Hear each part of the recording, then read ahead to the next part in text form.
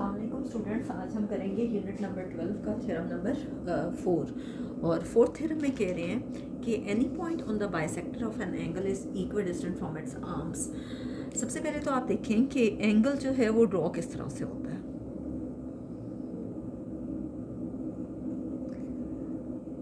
ये आपके पास एक एंगल है, जब टू रेस को आप ज्वाइन करते हो तो आपके पास क्या आता है, एंगल। ठीक है, अब देखिए कि अगर ये आपके पास कोई भी एंगल है और इस एंगल को आपको कोई भी नाम दे सकते हैं। अगर तो बुक पे नाम दिया हुआ है AOB तो आप कोशिश करें यही नाम दें, लेकिन ज़रूरी नहीं है, आप कोई भी नाम दे सकते हैं। लेकिन जब आप डिफरेंट नेम देंगे तो फिर आपको उसी के मुताबिक थ्योरम को सॉल्व करना होगा, वो उसी के मुताबिक आप प्रूफ करेंगे। अब देखें कि ये आपके पास एंगल है, एंगल AOB, और याद रखिएगा कि एंगल जिस पॉइंट पे बनता है वो पॉइंट हमेशा दरमियान में आता है। जैसे O है तो आप लिखोगे कि आप इसको यूँ लिख सकते हो, एंगल AOB या एंगल BOA, या फिर आप इसको लिख सकते हो एंगल O, या फिर आप इस तरह से लिख सकते हैं। ठीक है, अब मैंने आपको राइट बाइसेक्टर करवाया था। राइट बाइसेक्टर तो ये था कि कोई लाइन सेगमेंट है और उसके दरमियान से अगर वो कोई भी लाइन जो है वो उसको इंटरसेक्ट कर जाती है, जो 90 डिग्री का एंगल बनाती है, तो वो आपके पास राइट बाइसेक्टर होता है। लेकिन अब ये दो रेज हैं और उनको ज्वाइन करके एक एंगल बना है,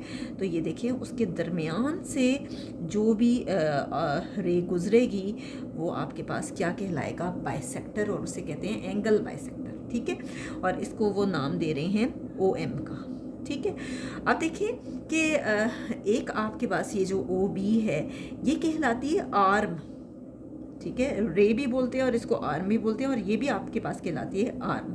तो अब हम इस थ्योरम को प्रूफ करते हैं कि गिवन, अब स्टेटमेंट में वो ये कह रहे हैं any point on the bisector of an angle, कोई भी पॉइंट जो है उसके बाइसेक्टर पे लिया जाता है। तो हम सपोज कि ये पॉइंट हम ले रहे हैं, पॉइंट P, आप उन्होंने कहा है कोई भी पॉइंट, तो आप पॉइंट P ले लें। तो गिवन में क्या है कि एक पॉइंट P है, अब पॉइंट P, और पॉइंट P किसके ऊपर है, OM के ऊपर है, इज ऑन OM पे है, और जो क्या है OM, the bisector of angle AOB, angle AOB। ठीक है, नेक्स्ट है टू प्रूव, आपने साबित क्या करना है। अब देखिए स्टेटमेंट में वो ये कह रहे हैं any point on the bisector of an angle, कोई भी पॉइंट जो आप एंगल के बाइसेक्टर पे लेते हो, is equal distance from its arms, वो उसकी आर्म से इक्वल डिस्टेंस पे, यानी जितनी लेंथ जो है वो PQ की, यहाँ पे एक हम पॉइंट ले लेते हैं, यहाँ पे भी इस रे के ऊपर, आर्म के ऊपर हम एक पॉइंट यहाँ Q ले लेते हैं और यहाँ पे एक पॉइंट ले लेते हैं R। ठीक है, जितना डिस्टेंस PQ का है उसके आर्म से उतना ही डिस्टेंस PR और उतना ही डिस्टेंस PQ का होना चाहिए। तो हमने क्या प्रूफ करना है कि वो अपने आर्म से इक्वल डिस्टेंस पे है, यानी PQ और PR जो है वो दोनों इक्वल है। P is equal distant from OA, P जो है वो इक्वल डिस्टेंस पे है OA से भी और OB से भी, फ्रॉम OA एंड OB उसकी आर्म से इक्वल डिस्टेंस पे है, और उसके आर्म पे ही हमने दो पॉइंट्स ले लिए हैं, एक को Q और एक को R, और वो हमने क्यों लिए हैं कि वो उस पर परपेंडिकुलर बने। तो कंस्ट्रक्शन में आपके पास क्या है, ड्रॉ किया है PR। ठीक है, ड्रॉ किया, ये मैंने आपको पहले ड्रॉ करके बता दिया है। PR है जो कि परपेंडिकुलर है OA पे, जब भी वो 90 डिग्री का एंगल बनाता है तो जाहिर बात है वो परपेंडिकुलर होता है। PR जो है वो परपेंडिकुलर है OA पे, और इसी तरह से PQ किस पे परपेंडिकुलर है, OB पे। ये है जी कंस्ट्रक्शन में, और कंस्ट्रक्शन में मैं आपको पहले भी बता चुकी हूँ कि बाज़ औक़ात थ्योरम को प्रूफ करने के लिए हम फिगर में कुछ एडिशन करते हैं और उसे कहते हैं कंस्ट्रक्शन। नेक्स्ट है आपके पास प्रूफ, और प्रूफ में है जी स्टेटमेंट्स एंड रीजंस।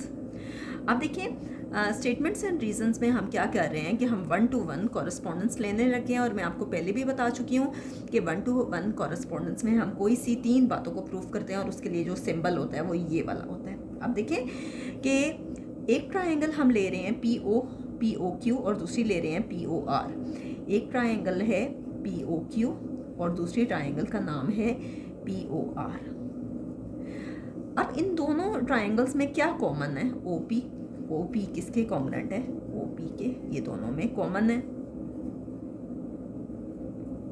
अब देखिए क्यू पे भी 90 डिग्री का एंगल बन रहा है और आर पे भी, और इसका मतलब है कि क्यू और आर आपस में इक्वल है, एंगल क्यू एंगल आर के बराबर है। तो इसको हम लिख सकते हैं पी क्यू ओ, और हम इसको लिख सकते हैं पी आर ओ।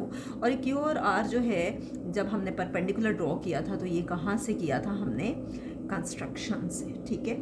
अब देखिए आगे angle P O Q O के बराबर है, ठीक है, क्यू पी आर के बराबर है, इसी तरह से ओ के बराबर है, पी के बराबर है। तो एंगल पी ओ क्यू किसके बराबर है, एंगल पी ओ आर के, यानी कि ओ और ओ आपस में कॉन्ग्रेंट है। एक ट्राइंगल में एंगल पी ओ क्यू बन रहा है और एक में बन रहा है पी ओ आर। तो अब देखिए ये हमारे पास कहाँ से आया, गिवन से, क्योंकि गिवन में ही हमारे पास था एंगल ए ओ बी। तो अब फाइनली आपके पास क्या आया, 3 बातें प्रूफ हो गई, साइड्स, एंगल और ये भी एंगल, ठीक है। तो हम कह सकते हैं ये कॉरेस्पॉन्डेंस का सिंबल हट के कॉन्ग्रेंट का लग जाएगा। Triangle P O Q is congruent to triangle P O R. हम कह सकते हैं side angle is congruent to side angle, side angle sorry is congruent to side angle. अब 3 बातें प्रूफ हो गई, दोनों ट्राइंगल्स एक दूसरे के कॉन्ग्रेंट आ गई। जब 2 ट्राइंगल्स एक दूसरे के बराबर आ जाएं, इसका मतलब है कि उसका हर एंगल एक दूसरे एंगल के बराबर है, यानी दोनों ट्राइंगल्स के अगर एंगल्स को कंपेयर करें वो भी एक दूसरे के इक्वल होते हैं, और अगर उनकी साइड्स को कंपेयर करें तो वो भी एक दूसरे के इक्वल होती हैं। तो हम कह सकते हैं कि जितनी लेंथ पी क्यू की है उतनी ही पी आर की है। और हम क्या कह सकते हैं, इसमें रीज़न क्या दे सकते हैं कि corresponding sides of congruent triangles, और यही हमने प्रूफ करना था।